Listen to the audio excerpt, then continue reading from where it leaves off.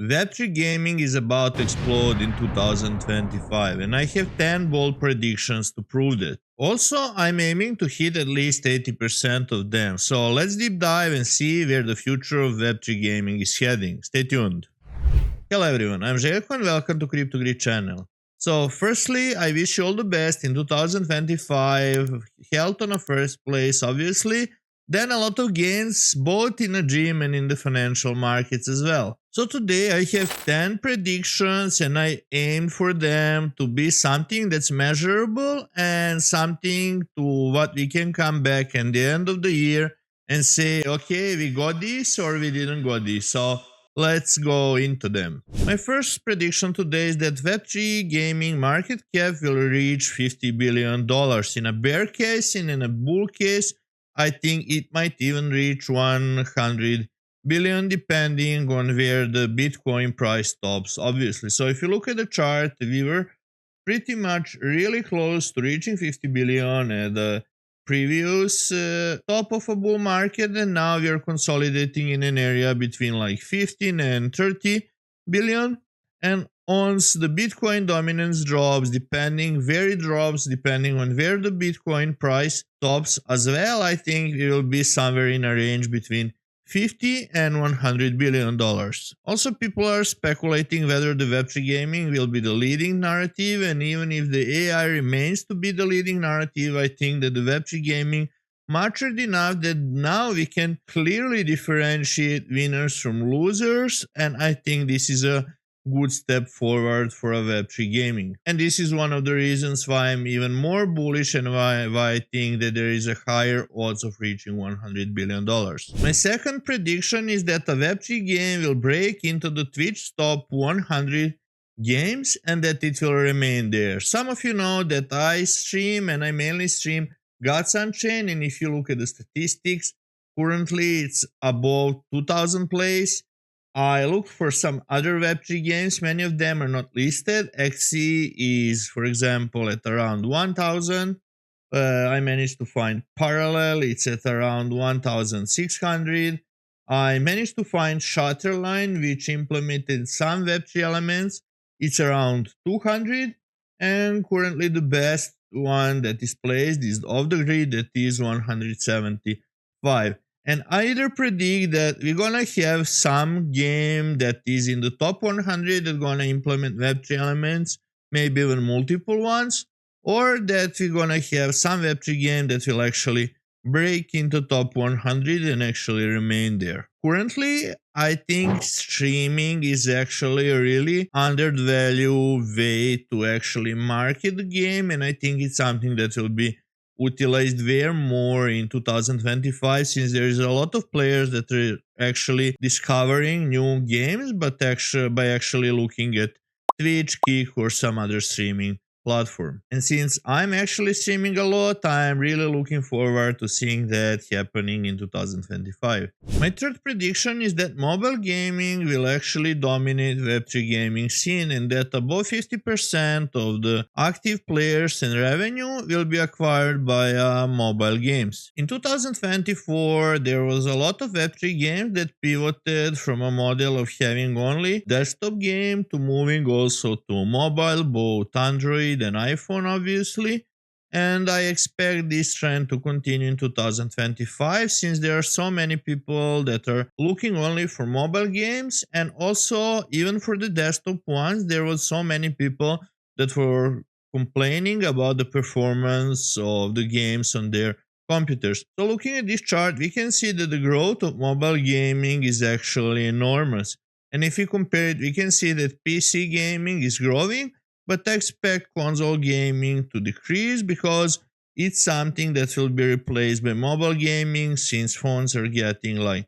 better and better. And I think ease of access is important point pretty much in everything, and it's important in gaming as well, because on this way on mobiles you can acquire people that are actually bored, that they are not sure what they should do, and those people are much easier to track than the ones that are already doing something else. And if you want to break their patterns and get them to play your game, it will be much more difficult. And this is why I expect mobile gaming to grow even further. And I know that a lot of people were actually complaining about the performance of desktop games and how, even though they have a good PCs, the games weren't working on a level they would expect them to work. Also, attention span for people is decreasing over time as well, so the games that you can play for a few minutes, I think, will grow in a comparison where one game lasts for 1 hour, for example, or something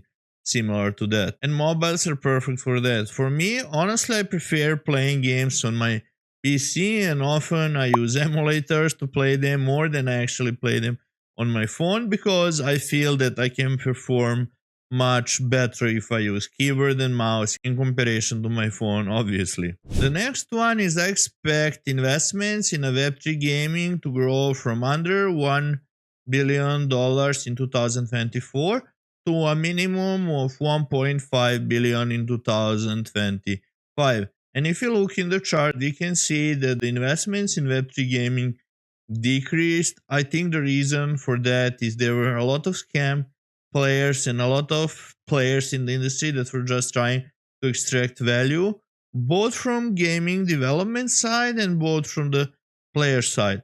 And I think as the bull run continues, as BTC price continues to increase, as Web3 gaming is maturing, we will clearly distinguish winners from the losers, and these winners will much easier acquire investors, and I expect to see more investments in 2025 due to that. And if we had over 1 billion investments in 2021 and 2022 per quarter, I expect that we can reach this point within a year, which makes sense. Even though like people were more reckless during the previous bull market than they are now, and I feel like there is less retail currently and people are way more careful how they actually spend their money, I still expect this to grow at least 1.5 billion. Number 5 is in 2025, I expect a minimum of 2 new emerging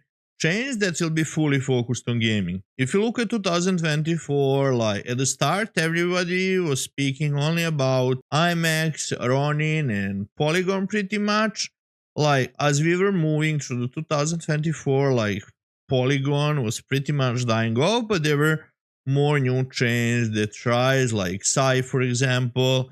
Everybody started speaking about AVAX when Off the Grid came out. We can see a lot of new games on Solana. We can see a lot of new games bridging to Base. We can see some games on Arbitrum. Say, Sui. We saw a huge rise of Telegram gaming in 2024. And I expect at least 2 new chains to come up in 2025. One chart that is very interesting to me is if we see a comparison of a rise in new chains in comparison to new games. And we can see that the number of new games is decreasing and the number of new chains is increasing. I'm not sure if this trend will continue, but one thing that I'm sure is that we're gonna see more high quality games rising in the future in comparison to like some super small games that doesn't have any depth or story or gameplay that gonna attract you to play this game for a longer period of time. So again, looking forward to see what 2025 brings to us. Number 6 is that Telegram games will be more focused on actually onboarding new users than they're focused on making clicker and tapping games as it happened in 2024. And I think this is something that is already happening. If you look into the tone volume, we can see that it reached its peak since pretty much April to August in the previous year, and we can see a decline from that. And if you look into the number of active users in the top games like Hamster Kombat, we would see a similar chart to as it's happening here. And how I see Telegram games is similar to how I see browser games. Since, for example, it's much easier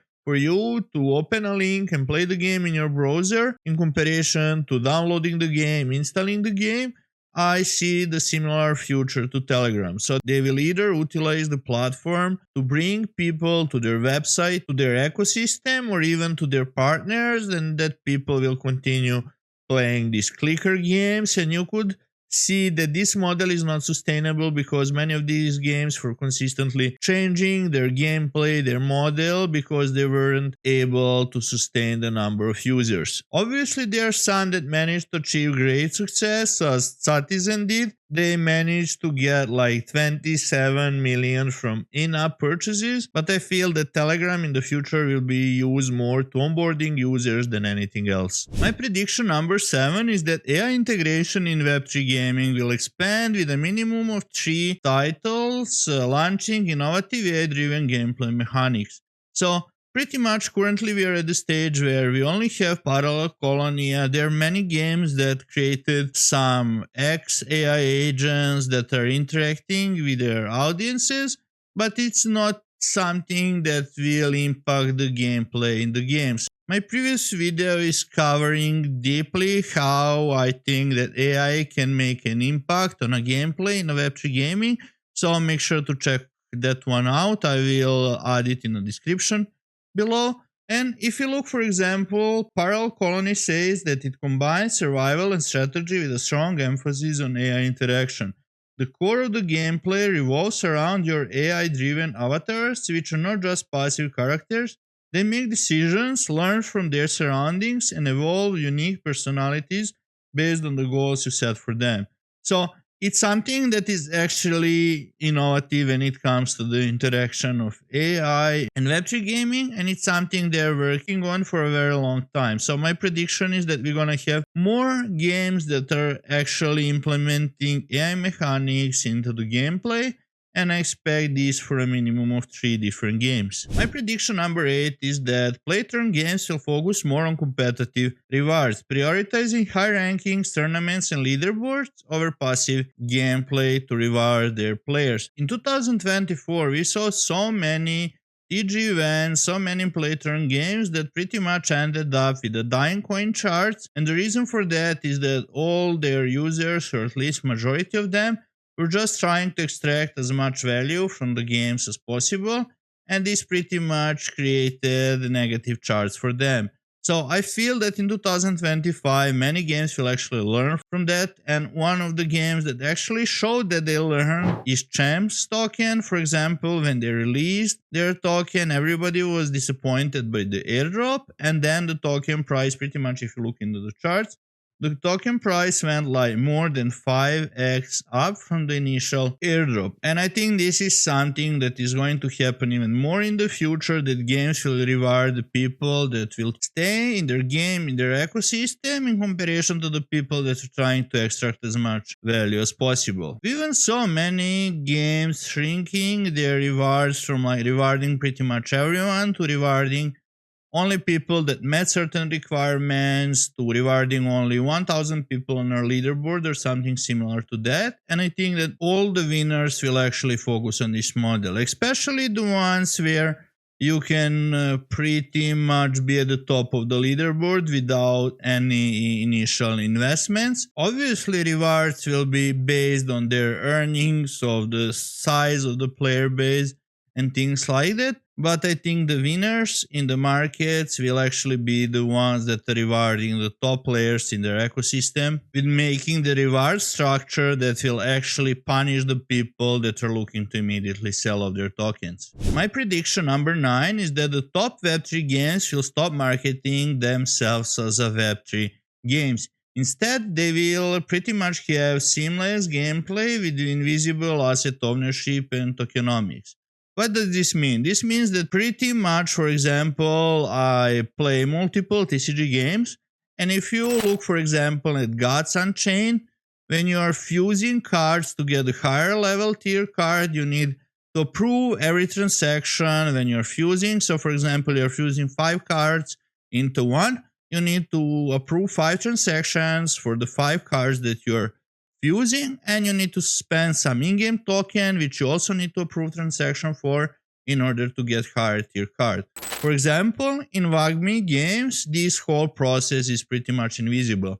Once you click the fuse button, this process is done. And I think this is something that we're gonna see more in the future, that even though you have your asset ownership, you won't see the Web3 elements within the game, Instead, the games will be fully played as a Web2 games, and people will be able to buy and sell assets on the marketplaces, and this whole process will be super easy for them. In the past, in a Web3 gaming, you often experience that you have trouble to bridge to specific chain, you have to prove a lot of different transactions, for example, when you are taking the quest, when you are completing the quest, when you are fusing cards. All of these won't be visible for the games that will perform well in 2025. So my last prediction for today is that Superverse token will reach $5. So you probably expected more tokens prediction in this video, but I intentionally avoid to do that because I don't know these people personally. You never know when somebody will rug or maybe just do something bad that might destroy the token price. This is why I dislike giving these predictions. For the super token, the thing that is different is that literally whoever you ask about gaming coins they're bullish on, you will always see super on this list. And based on the gaming market cap growth estimation, you can understand why I predicted the token price of $5 for super. Also, I expect it to outperform other gaming coins. Obviously not all of them, but majority of them. And even though the market cap of super is currently at around 750 millions, and many people will think that it's too big to go to $5. I think it's often a misconception that you can always expect high returns for the smaller coins. Obviously, they need to grow less in terms of market cap to get multiple X's on them, but often it's actually less likely that liquidity move to these smaller coins. And I think Virtual Bacon did this research on meme coins, and it's way more likely that the meme coin that is 10 million goes 100x up than the meme coin that is like 100k, which is sometimes opposite to a logic, right? Also, super is expanding across various games. I'm also bullish on Elio traits and his vision of a gaming industry in the future, so it's something that will definitely stay in my portfolio during this bull market. And my bonus prediction is that my YouTube channel will grow to 10k subscribers. Obviously, I'm joking, it's more of my hope than a prediction, and I appreciate all of you who are supporting me. I think there are not many channels that are focused on Web3 gaming, and I intend to keep this direction since I'm highly bullish on the Web3 gaming industry. Obviously, we need some changes, less extractors from the both players and from the game dev side. And it's something that I hope to see in 2025. Obviously, if you have some things that you would like to see on my channel, feel free to write them in the description below. Thank you for watching. Stay strong and healthy. Bye.